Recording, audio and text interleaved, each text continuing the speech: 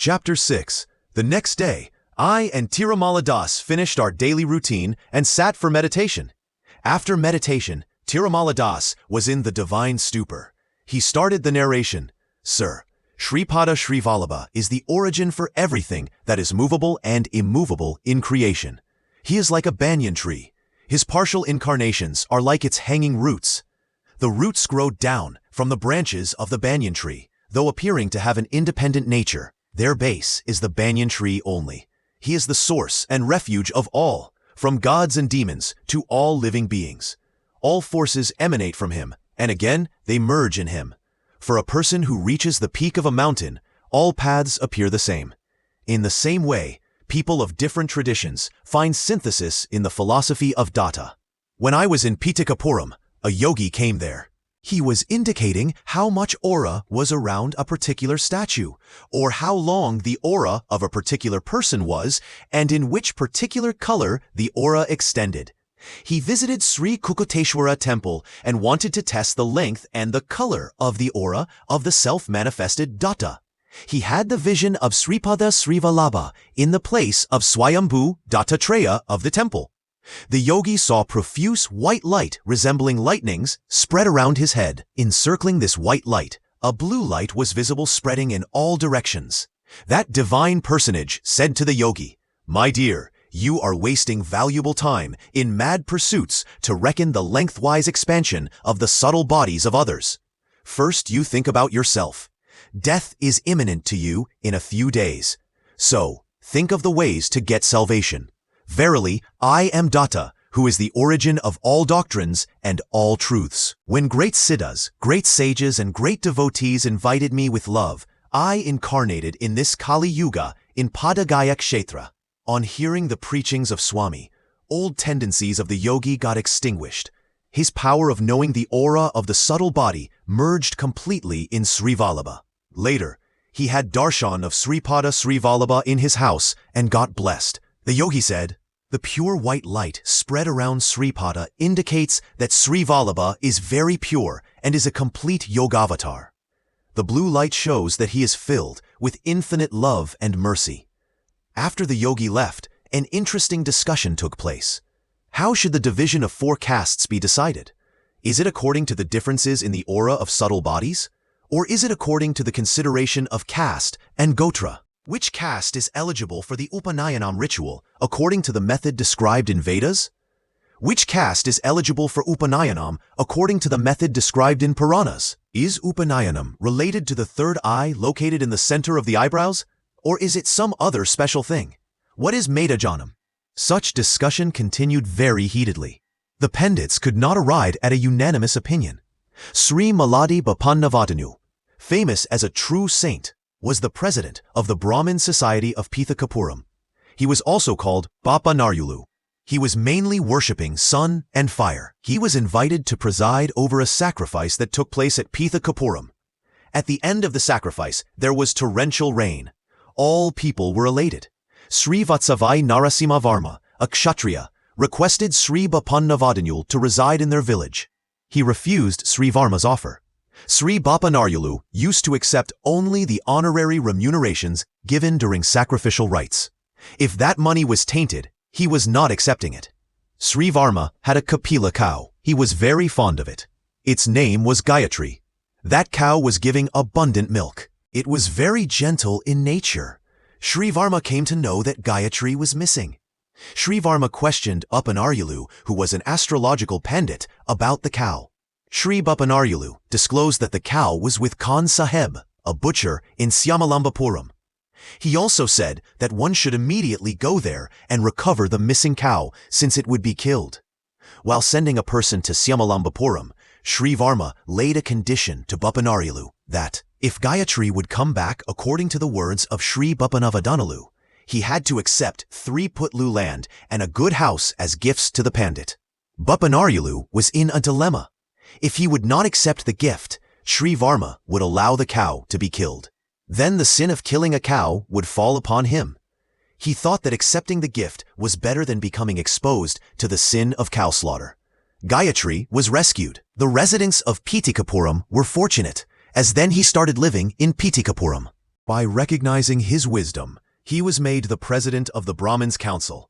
Sri Bapanarayulu had a son by the name of Venkavadani and a daughter by the name of Sumati. The horoscope of Sumati had all auspicious features, and her gait resembled the royal walk of an empress. So she was named as Sumati Maharani.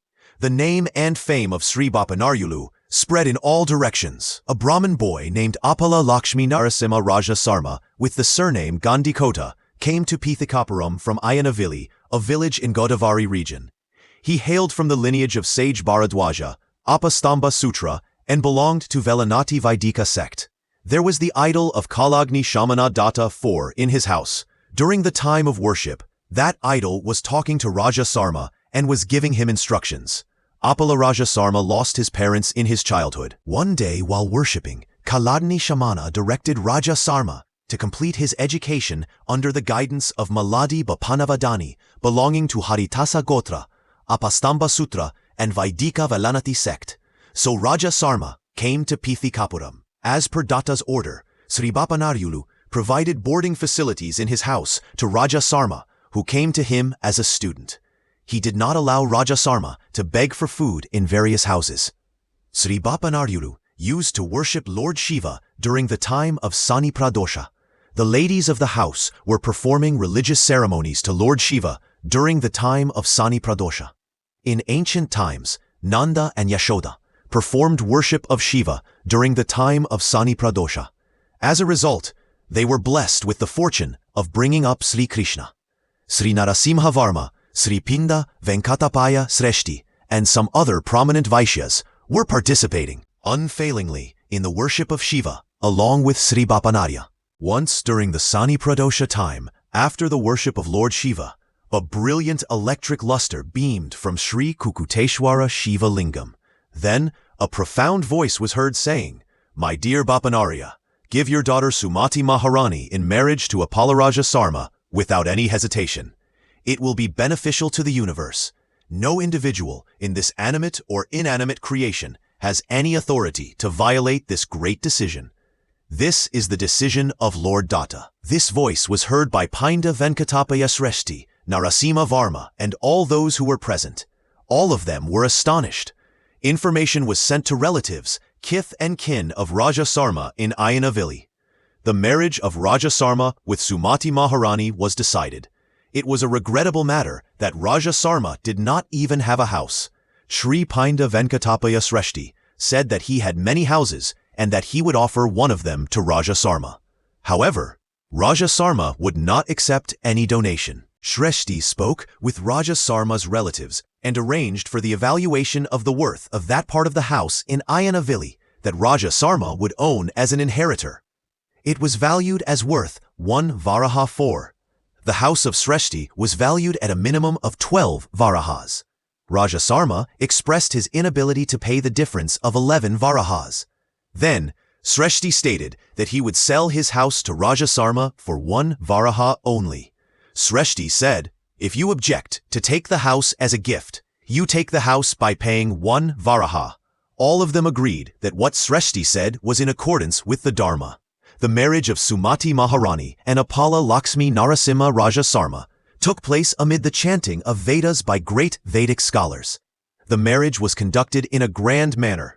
The incarnation of Sripada Srivallabha came to dispel the darkness of ignorance. He arrived to remove the limping progress of people in physical and spiritual matters. Therefore, Lord Datta commanded the deity of time and the deity of action. In pursuance of his command, a blind boy representing gloomy ignorance and a lame boy representing the halting progress in worldly and supra-worldly spheres were born to Raja Sarma. Sumati and Raja Sarma were greatly dismayed that their 2 children were disabled. There is a famous Vigneshwara temple in Ayanavili. Once their relatives brought the holy offering of that Lord Vigneshwara to Pithikapuram. Sumati and Raja Sarma received the Mahaprasad. On that night, Sumati Maharani had the darshan of Iravata in a dream. Over the next few days, a conch, a wheel, a mace, a lotus, a trident, various deities, sages, siddhas, yogis, and other similar holy persons appeared in her dreams. After few days, she experienced divine revelations even in her wakeful state. Upon closing her eyes, yogis in samadhi and munis with divine glows and different lights were giving darshan like figures on a screen. When Sumati Maharani consulted her father Bapanarya, he said that all those signs indicated the birth of a great person with complete auspicious features. The uncle of Sumati Maharani, Sridhar, said, "Sumati, there are connection with gods and planets. The time you asked me was a time of divine secrecy. I presume that Lord Datta, who controls the existence and fate of crores and crores of planets, stars, and greater universes, may himself be born." Sumati Maharani told this to Raja Sarma. Raja Sarma said that he would ask Kalagni Shamana Datta himself during the time of worship. It was a rule that during the worship of Kalagni Shamana, no other person should see. At the end of the worship, Datta would come in human form, sit in front of Raja Sarma, and talk to him. Datta would later merge into the idol. This used to happen daily. Raja Sarma did not submit petty matters or selfish problems to Datta. That day, during the time of worship, Datta appeared very pleased.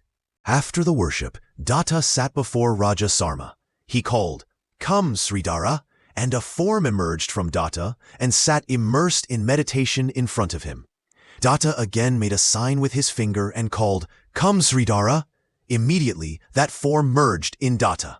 Raja Sarma was wondering at this. Lord Datta told Raja Sarma, "The form you have just seen is one of my partial manifestations that will come in the ensuing years.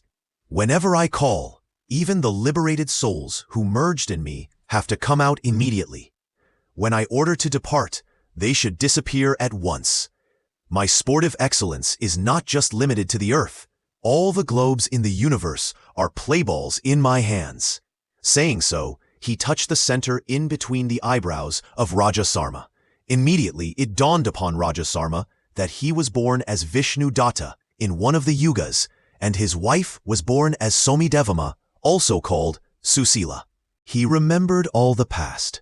Sri Datta said, "When I appeared before you in that yuga, I told you to ask for any boon. You could not ask a proper boon. You invited me to your house for partaking meals on the day of the ceremony of your ancestors. I took meals along with the sun and fire gods, and thereby gave permanent residence status in Brahmaloka Datta to your forefathers. I want to incarnate as Sripada Srivallabha. For the last 100 years, I have been giving my darshan as Sripada Srivallabha to yogis and great people on this earth. In Treta Yuga, sage Bharadwaja conducted Savitra Kataka Chayanam sacrifice in Pitha Kapuram. The holy ashes of that sacrificial fire formed into huge mountains. Hanuman carried those ashes to heaven, earth, and Patala worlds. In Martyaloka, those ashes were thrown in Dronagiri of the Himalayan region and in some other regions. While Hanuman was carrying those ashes, one small piece fell in Gandharvanagar. Gandharvanagar is the holy confluence of Bhima and Amaraja rivers. After retracing my incarnation as Sripada Srivallabha, I will be born as Sri Narasimha Saraswati in Meena, Lagna. I will display many miracles in Gandharvanagar and will remain for 300 years in Taposamadhi in the Kadali Vana of Sri Shaila. After that, I will live in Prajnapura with the name of Swami Samartha and will leave my mortal body when Saturn enters Meena Rasi." Raja Sarma explained to his wife the announcements of Lord Datta.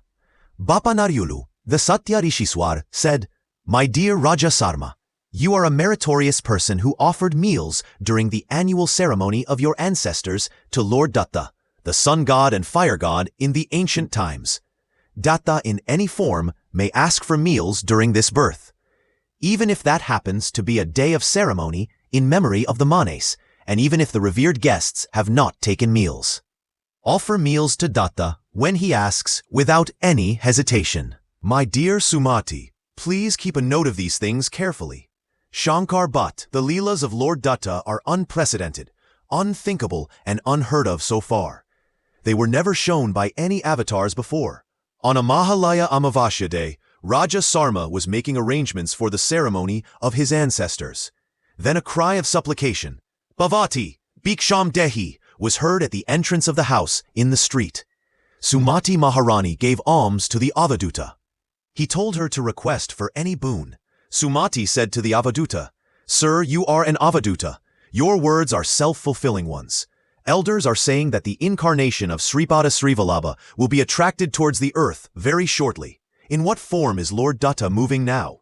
It is heard that Lord Datta is moving on this earth from the last 100 years. You told me to ask for any wish. I have a desire to see the form of Sripada Srivallabha." On hearing those words, the Avaduta broke into a roaring laughter that shook the worlds. Sumati Maharani felt that the whole universe in her vicinity disappeared in a trice. A 16-year-old good-looking boy in the attire of a sage appeared before her and said, "Mother, I am Sripada Srivallabha. I am Datta. You wanted me to show you Srivallabha in the Avaduta form. To satisfy your desire, I am giving you the vision of Srivallabha. You can ask me for anything in this Srivallabha form of mine. You gave me food. In return, I want to grant some boon."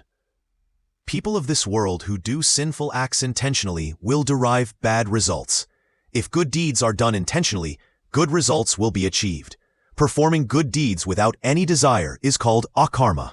For akarma, one should be given another result without taking into account the merit or sin. That is under the control of God. Sri Krishna told Arjuna to kill the Kauravas because he did akarma. Arjuna did not get sin for such killings. The killing of the Kauravas was a divine decision. You and your husband did lot of akarma. Therefore, something has to be given to you for the welfare of the world. Express your wish without any hesitation. I will definitely grant it. Sumati Maharani saw the supernal auspicious figure of Sripada Srivallabha and fell on his feet and paid obeisance. Sripada Srivallabha lifted Sumati Maharani from the ground and said, "Mother, it is a ludicrous matter that a mother should fall on the feet of her child. It diminishes the lifespan of the child also." Then Sumati submitted, "Lord Sripada Srivallabha, you called me mother. So you agree that I am the mother and you are my child. Your words come true, so make that word true. You should take birth as our son." Then Sri Charana spoke thus, "May it be so. I will be born in the same form of Sripada Srivallabha, which you witnessed now." A mother falling on the feet of the child results in the diminution of the lifespan of the child. I will not violate the principles of righteous conduct and destiny. Therefore, I will live for only 16 years as your child. For that, Sumati began to lament. Oh, what an offense has happened. Is the life only for 16 years? Then Sripada said, "Mother, I will follow whatever you say for 16 years as your son. After 16 years, a boy has to be regarded as a friend, and no restrictions should be imposed. You should not compel me to marry. You must give permission to me to become an ascetic and wander freely. If you coerce me against my intent, I will not remain in your house." After saying that, Sripada quickly left the place. Sumati Maharani was dumbfounded for some time. She explained to her husband all that transpired. Appalada Sarma said, "Sumati, don't grieve. Your father has already hinted that Sri Datta would visit our house seeking alms in this fashion. Sri Datta is an ocean of mercy. Let the birth of Sripada Srivallabha take place. Afterwards we may think about other things." The news that an Avaduta visited the house of Appalada Sarma spread in the town. It was discussed that alms was offered to an Avaduta even before the Brahmins took their meals on the day of Mahalaya Amavasya, which was of utmost importance to the Mains. Sri Bapanarya said, "The birth of Sripada Srivallabha is known to all. To prostrate before an Avaduta is also proper. So, there is no lapse on the part of Sumati. To prostrate before a child may shrink the lifespan, but to prostrate before an Avaduta is not wrong." The Brahmins of Pithicapuram were very jealous about this matter. One scholar among them, known as Narasāvadhāni, was highly envious. On Amavasya day, all people would be busy in performing commemorative ceremonies to their forefathers. It became a difficult problem to procure Brahmin guests for the ritualistic feasts. However, Bapa Naryulu said that no difficulty would arise in the house of Appalada Sarma. Siraja Sarma was in meditation of Kalagni Shamana. In the meanwhile, 3 guests arrived. The commemorative function of the forefathers was conducted without any obstacle. Tirumala Das continued, "My dear Shankar Bhatt, on that particular day, it became an important debatable point whether Vaishyas have the authority for a Vedic sacred thread ceremony. The Council of Brahmins was assembled. A scholar named Asutosh of Navadvip, from Bengal, came to Padagaya Kshetra. He had old Nadi books with him. He was also invited to the Council of Pundits. Sri Bapanarulu said that in spiritual discipline, Brahmins, Vaishyas, and Kshatriyas stand on an equal footing. Therefore, according to ancient Dharma, Vedic Upanayanam was admissible to those castes. For others, Upanayanam in the Puranic tradition could be performed, if they so desire. Caste, gender, and age are no impediments for attaining wisdom. There were Vaishna sages and Siddhas, and a Vaishya sage named Labad became a Siddha by the grace of Lord Datta. A man would derive benefits in all endeavors if the grace of Labad Maharshi is available. Sri Bapanarya's decision was acclaimed by all.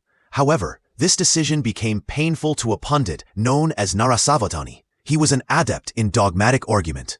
He was a devotee of goddess Bagalamukhi. He worshipped that goddess every day. He would wash his face before a commencement of arguments. He would chant the incantation of Bagalamukhi. Then he would proceed to argue. It was difficult to defeat him at that time. He had the Von Siddhi and the grace of Mother Bagala. Sri Bapanaryalu was a pious one who recited Gayatri mantra many crores of times. Both of them never indulged in a confrontation during arguments. Narasāvadhāni washed his face and meditated upon the mantra.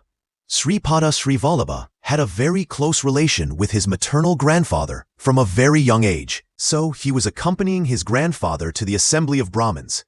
No one was obstructing that charming young boy. That day, Narasāvadhāni felt uneasy with the presence of Srivallabha in the meeting. Narasāvadhāni thought it was wrong for a young lad to attend a conference of great scholars.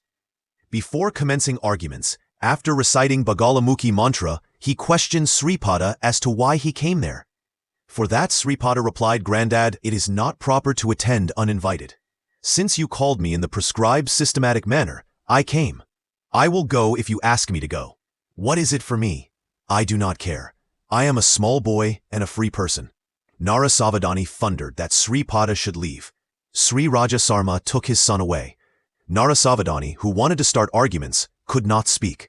In spite of a great effort, no word came out of his mouth.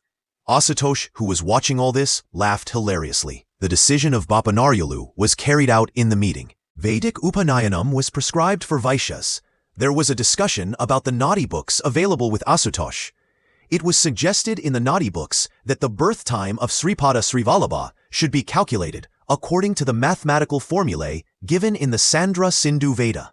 It was determined that Sripada was born in the early hours of Ganesh Chaturthi in Chitra star, in Simha Lagna and Tula Rasi. It was mentioned that Sripada was an incarnation of Sri Datta, and as his feet were marked with all auspicious features, he bears a worthy name as Sripada Srivallabha.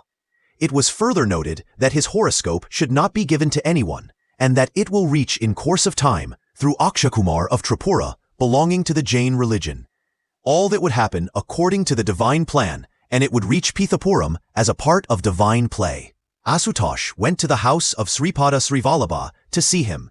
Srivallabha said, "Today's star is Chitra. I am very much pleased if anyone worships me on the day of my birth star. You came with pure devotion, so I am blessing you. Ask for anything you desire." Then Asutosh said, "Lord, I learnt that Narasāvadhāni is a devotee of Bagalamukhi. I thought of having a vision of Ambika through his assistance. My desire became a hope in vain. I understood that Ambika was furious with him." Sripada immediately said, "I am verily that Ambika whom he is worshipping." Ambika, who was with the subtle body of Narasāvadhāni until then, merged in me the moment he asked me to leave. I am the personification of all gods and goddesses. Have the fortune of Ambika Darshan. Saying so, he appeared as Bagalamukhi before Asutosh. Fully satisfied, Asutosh left for Penusilakona.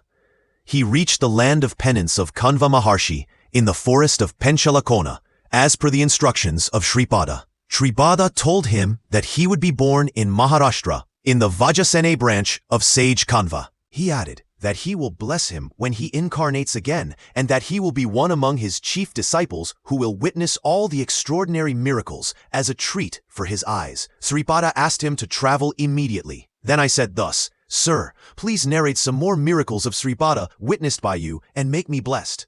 Then Tirumala Das began. Shankar Bhatt Narasāvadhāni was enraged with Bapa Naryulu. He wanted to insult him somehow or other. He thought that Bapa Naryulu was responsible for him to lose favor with the deity Bagalamukhi.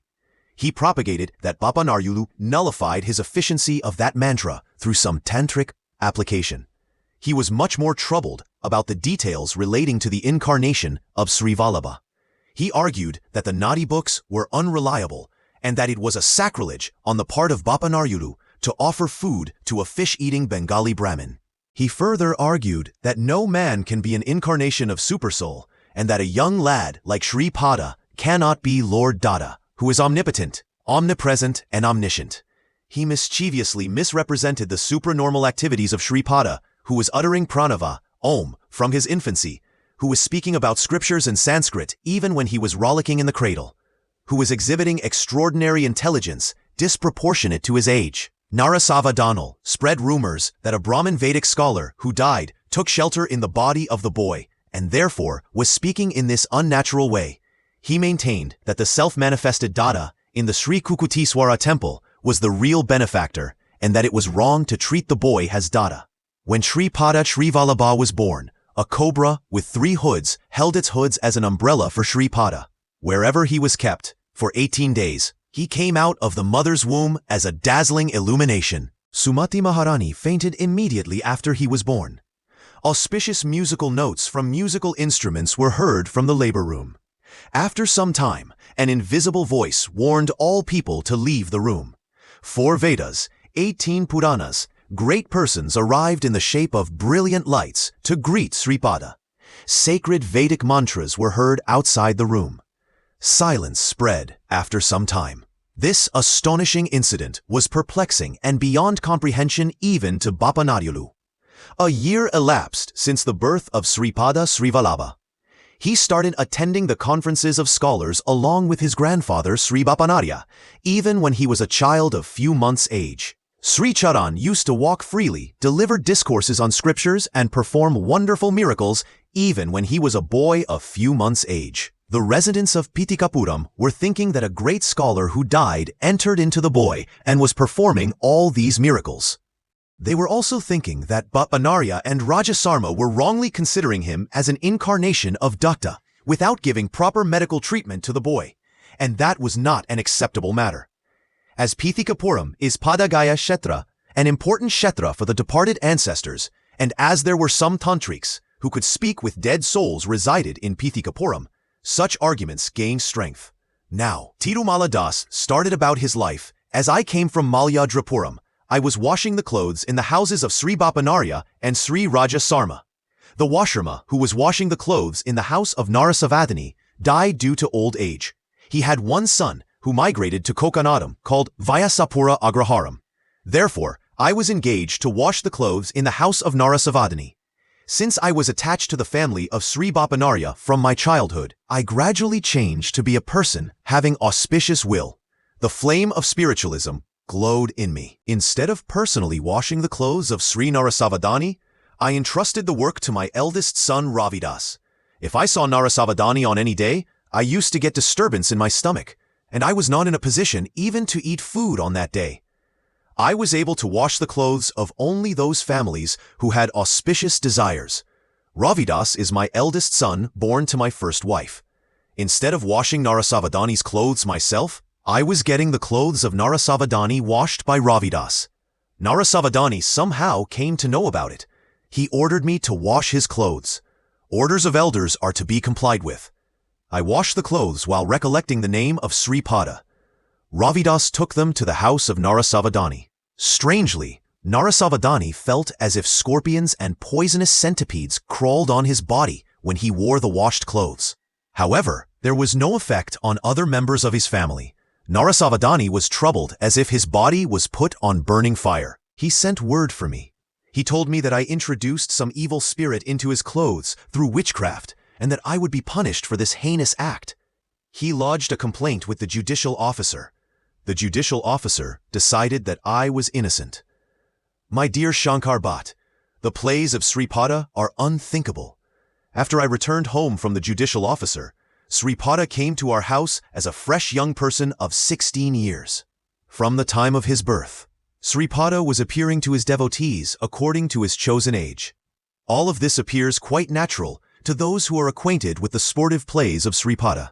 With utter excited amazement I submitted, "Sir, you are born in a superior Brahmin caste. It is not good for you to come to the colony of washermen." For that Sripada replied, "Who do you think Narasāvadhāni is? He is a washerman carrying a load of sin on his head, comparable to a washerman's bundle, whereas you are a washerman yearning for the knowledge of the Absolute. Hence you are a superior Brahmin. Therefore, it is not unreasonable for me to come here." Then I fell on the feet of Sripada and sobbed. Seeing me with his ambrosial looks, he lifted me from the ground with his divine hands. He kept his divine hands on my head. Then my entire past life came to my memory. The yogic forces in me reached a state of momentum. The Kundalini Shakti was activated. Sripada disappeared quietly, with slow steps. Narasāvadhāni was growing thotakura in his house. The thotakura, his house, was very tasty. He was not giving the vegetable to anyone, even after their strong pleadings. Only when he was expecting great return from anyone, he was giving that thotakura to that person. Sripada requested his mother to cook thotakura curry. He asked her to collect the vegetable only from the house of Narasāvadhāni. This appeared as an impossible thing. "Hi, grandfather," Bapanaryalu said. "My dear Sripada, tomorrow morning you better request Narasāvadhāni to give you thotakura. I will carry you to their house. If Narasāvadhāni will not oblige, you should not insist about that matter." Sripada agreed to that. Next morning, Bapanaryalu carried Sripada to the house of Narasāvadhāni. Bapanaryalu told Sripada that children should respect elders and ask for their blessings. Sripada agreed. Narasāvadhāni sat on the veranda of his house. He was having a shika on his head. A barber just came there and he was trying to shave Narasāvadhāni. Sripada, who was sitting on the shoulders of his grandfather, saw Narasāvadhāni and saluted him with folded hands. Narasāvadhāni was taken aback at this sudden happening. Sripada's penetrating looks fell on the shika on the head of Narasāvadhāni. Automatically, the shika of Narasāvadhāni fell down. He was confused and did not understand how his shika fell down. Then Sripada said to his grandfather, "Grandpa, the shika at the top of Narasāvadhāni's head was very dear to him. Now it fell down on its own. It will not be nice for me to now ask him for thotakura, which is very much loved by him. Why should I subject him to more misery when he is already having intense sorrow? Let's go to our house." After that, Sripada never asked for thotakura. Narasāvadhāni came to know the pretense behind Sripada joining his hands in reverence to him. When Narasāvadhāni sat in meditation, a bright person closely resembling him came out of him. Narasāvadhāni asked him who he was and where he was going. That bright person said, "I am the punya sarira inside your body. You have recited Vedas numerous times so far. You worshipped the self-manifested datta. When that very datta incarnated as Sri Vallabha, you insulted him. If you had at least 1 in 10,000th degree of the love and affection you harbor for your thotakura and shika towards Sripada, your birth would have been redeemed. Destruction of infatuation is liberation. You are shackled by the bonds of infatuation. You are going to face penury very shortly. To avert it, Sripada desired to take a donation of vegetables from you. Had you offered him thotakura or requested, the impending poverty would have been neutralized. Not only that, you would have been granted with wealth. You have spoiled such an opportunity on your own. Even then, Sripada is an ocean of mercy. He is going to conceal his present incarnation and will take another incarnation. At that time, you will take birth as a poor Brahmin. You will grow thotakura in your house even then. At the appropriate time, I will re-enter your body. Afterwards, Sripada will visit your house and eat the curry of thotakura, cooked and served with love. He will grant you riches. I am, however, leaving you for the present. The salutation of Sripada was not intended for you. It was a command to me, an embodiment of your merit, to leave you and merge with him. As you receive the salutation of Sripada, you lost the merit personified in my form residing in you. Only the personified sin remained in you. Saying so, the Punya Purusha merged in Sripada. From that time onwards, the living conditions of Narasāvadhāni deteriorated. No one cared for his word. The lustra that was in his body disappeared. Cholera spread in Pithakapuram. Many people were dying. The doctors concluded that due to the pollution of the water, bacteria was growing, and it was responsible for the spread of the epidemic. Fear-stricken people prayed to Bapanarya to save them from the dreadful disease and to find out the ways prescribed by scriptures in the interest of people. They requested him to take suitable steps immediately. Sri Bapanaryalu viewed the problem with his inner sight. He found out that the disease was caused by pollution in the airy hemisphere and not due to the pollution of water. The doctors bluntly said that the statement of Bapanaryalu was against the tenets of medical science, and therefore it was not acceptable. People were performing various pujas to the village goddess and offering many animal sacrifices to appease her. When an animal is killed, its life force would be forcibly released. By chanting of mantras, that life force would come under the control of the person offering the animal sacrifice. Bapanaryalu stated that many yogic practices were available for increasing the pranic force, and that many sattvic ways of worship existed, and sattvic modes of worship were to be adopted to propitiate the village goddess. In spite of that advice, people did not stop offering animal sacrifice. Some persons who had faith in Sripada Srivallabha and his divine actions asked Sripada about this matter. Then Sri Charana told them that he ordered the village goddess not to ask for animal sacrifice, and that she went to the seaside for a bath, and that by offering milk pudding, goddess Kali would be pacified. He directed that the information should be widely made known to the people of the village and the nearby villages through a proclamation by the beat of a tom-tom on a leather drum. When asked who should be employed for the purpose, Sripada told them that Venkaya, who was suffering from cholera, was to be selected for the job, and he must be told that it was his command. The faithful devotees of Srivallabha went to Venkaya. Venkaya was nearing death. When the command of Sripada was conveyed, he fainted. After a gadya, he became normal and regained complete health. This news created a wide discussion in Pithakapuram. The proclamation by the beat of tom-tom was made by Venkaya. Bapanarya wanted a big vessel filled with water to be placed in his presence. He chanted some mantras capable of destroying the poisonous creatures. Those poisonous worms from the airy region fell into the watery vessel, making a fluttering sound. The impurity in the airy region was eliminated. The dreadful disease left Pithakapuram.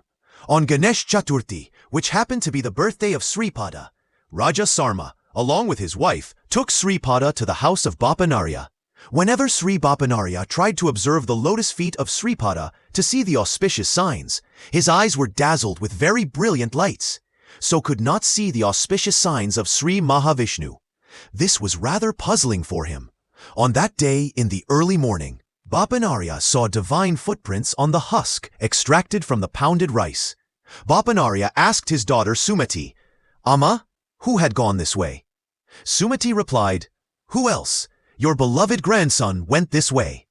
Those footprints appeared to belong to a boy of 16 years. The grandfather took Srivallabha into his lap and observed his sacred foot. Then the dazzling lights that were appearing before his eyes previously were not to be seen.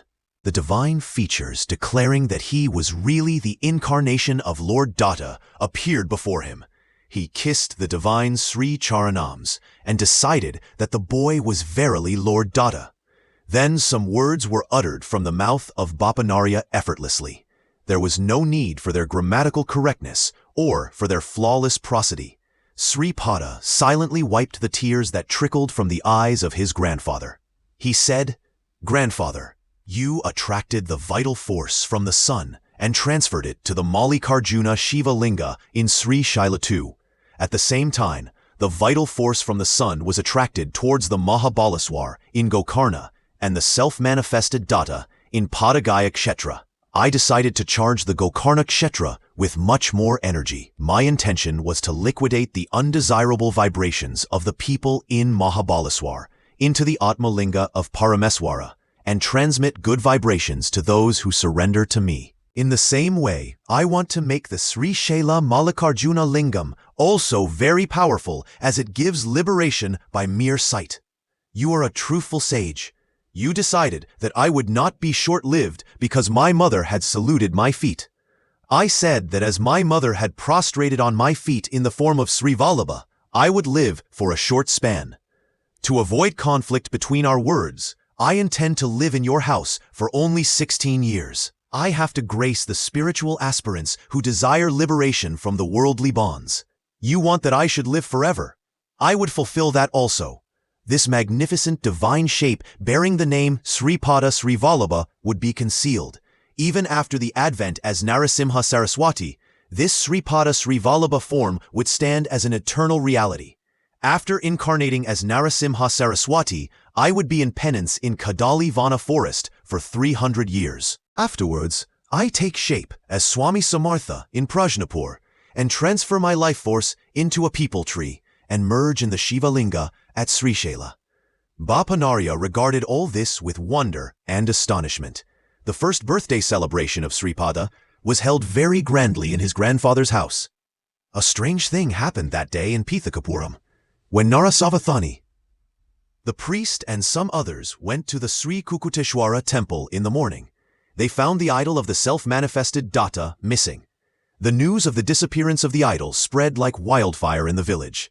A tantric, who was jealous of Narasāvadhāni, undertook propaganda that Narasāvadhāni, who was cultivating evil practices, was the one who caused the disappearance of the idol. Then the Brahmin community of Pithakapuram resolved to thoroughly search the house of Narasāvadhāni. When asked, Bapanarya said that truth will come out in due course of time, and that he felt silence was more appropriate at that time. He also added that he would speak at an opportune time. When some portions in the house of Narasāvadhāni were dug out, human skulls and some articles connected with evil rituals were found. Even though Narasāvadhāni was innocent, he was stamped as a practitioner of witchcraft and evil worship.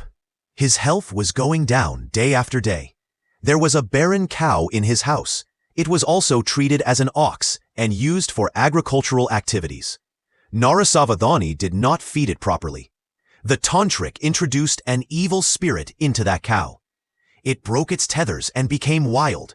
It pricked the inmates of the house with its horns and destroyed the Thadakura garden developed with love by its master. No one could bind it with a rope. It was the day of the annual ceremony of Narasāvadhāni's mother's death. Garis and some more victuals were prepared sumptuously. That cow ate the preparations in the cooking place of the house of Narasāvadhāni. The guests of the ceremony finished their meals by that time, but the housemates had not yet eaten. Sripada was compelling his father, Raja Sarma, that they should go to the house of Narasāvadhāni. Raja Sarma took Sripada with him and stood in front of the house of Narasāvadhāni. In the meanwhile, the cow of Narasāvadhāni came out. Sripada asked his father to keep him on the ground. The cow went around Sripada thrice, and afterwards it prostrated before the holy feet of Sripada and died. This incident was commented upon by the people of Pithakapuram in various ways. They narrated that poison was mixed inadvertently in the garis. The holy guests of the ceremony were luckily saved, but the cow died of the poison. It was also held that Narasāvadhāni would be guilty of killing a cow, and that sin would affect him. These comments were causing a lot of anguish to Narasāvadhāni. As the cow circumambulated Sripada and died, many people considered that Sri Charan possessed extraordinary divine qualities. As Raja Sarma was having some knowledge of Ayurvedic medicine, he was treating Narasāvadhāni on his request. Whenever Raja Sarma was going to the house of Narasāvadhāni, Sripada was also going with him. In spite of the greatness of Raja Sarma as a physician, the health of Narasāvadhāni deteriorated further. One day, Narasāvadhāni died. Rumors, false propaganda, attempts at twisting untruth as truth and vice versa were very much rampant in Pithakapuram. Raja Sarma gave medicine with good intention, but his endeavor did not succeed. After all, birth and death are under the control of God. Some people thought that Narasāvadhāni died on account of a tantric application by a tantric. Some others thought that Raja Sarma did not treat Narasāvadhāni properly due to animosity, and that he would have lived if treated by another doctor. Some others opined that it was unreasonable to regard Sripada Srivallabha as an incarnation of Datta, because Narasāvadhāni died in spite of the daily visits by Srivallabha to Narasāvadhāni's house of. Hence, Sripada was an ordinary boy. That was how some people thought about the matter. It was also resolved that as a cow died from poison, Narasāvadhāni also died from the terrible sin of killing a cow, and that some more corpses would go to the burial ground from that house. It was suggested that for the removal of the sin of cow killing, the following measures were to be taken. Liberal donations should be given to the Brahmins. A golden idol of a cow should be donated to the Brahmins. Propitiatory sacrifices should be conducted for 40 days. And free meals should be served to the Brahmins every day during the period of sacrifices. These were measures for removing the sin of killing a cow. To organize all the above programs, the entire property of Narasāvadhāni had to be sold.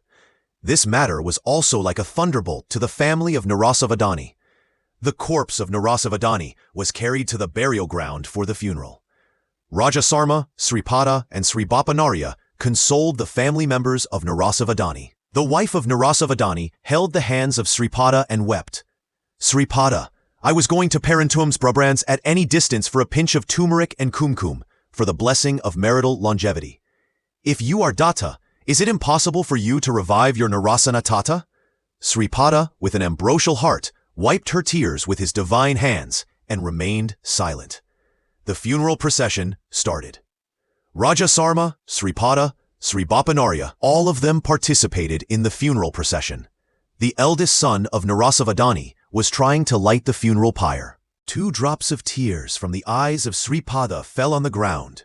With a thundering sound, Sripada said, "Oh, I saw a son lighting the pyre of a dead father, but I have not seen a son lighting the pyre of a living father." Then all people there looked at him with astonishment. Sripada slowly touched with his thumb the center point of the eyebrows of Narasāvadhāni on the pyre, and again touched his own center of the eyebrows. Narasāvadhāni was slowly regaining consciousness. Narasāvadhāni returned home in a joyful procession with all those who followed his corpse in the funeral procession. As Sripada touched the center point of his eyebrows, Narasāvadhāni realized the subtle secrets of the principle of karma. He understood that the barren cow in his house was his mother, and the old ox in his house was his father. Since both of them ill-treated his paternal grandmother in her old age, they took such low births and labored for him in a servile manner. It was also clearly envisioned by him that the mother cow, while dying, requested Sripada to drink its milk, and for that, Sripada assured that he would drink its milk in the next birth, when it would be born as a barren cow. Narasāvadhāni also began to grasp the particular details of the subtle worlds. For instance, it became clear to him that the tantric who harmed him with tantric application would die soon, and that he would become a Brahmanic fiend in the next birth, and that Sri Charana, as an ascetic, would show mercy on him then.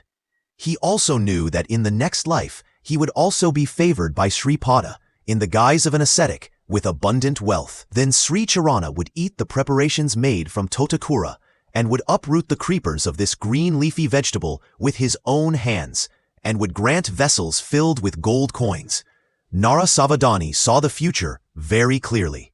The sportive plays of Sripada Sri Vallabha are unprecedented and uncomparable. I will let you know tomorrow the benevolent advice of Sri Vallabha to Narasāvadhāni and his wife, and the way in which he showed mercy on them. Let us remember the name of Sripada Sri Vallabha and spend some time in a bhajan program. Let us sing his name in a melodious chorus. Sri Charana moves in a subtle form in a place where his divine name is chanted. This is a literal truth. I was immediately pleased and exalted because I got associated with such a great devotee as Tirumala Das. Thanks for watching, keep subscribing, and share with your family members, friends.